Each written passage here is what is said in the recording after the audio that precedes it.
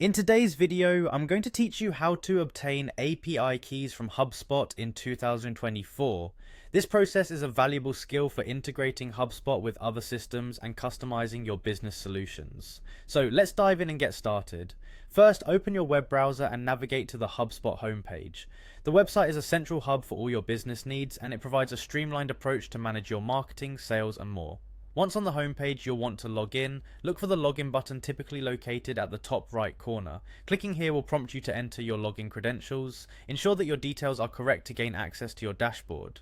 Once inside the HubSpot dashboard, you're going to proceed to the next step, which is heading over to the HubSpot home. This is similar to a command center where you have access to various features and tools offered by HubSpot. From this platform, go ahead and locate the menu option labeled Integrations. Click on it. Integrations in HubSpot allow you to connect applications and platforms, enabling them to work in tandem, enhancing the functionality of your systems. Afterwards, you'll need to find and click on Private Apps.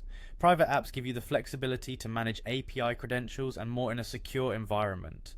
This feature plays a crucial role in maintaining security while integrating third-party apps or creating custom solutions for your business.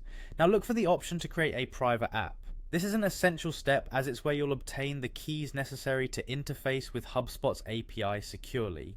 Once you've initiated creating a private app, you will then need to click on Scopes. Scopes are essentially permission sets that define what the API keys can access. This step is crucial to ensure you're allowing access to only what's necessary. Next, add a new scope by clicking on the corresponding button. You have to select a scope which aligns with the specific permissions you want to grant. Always keep in mind the principle of least privilege, that is, granting only the permissions necessary for the task.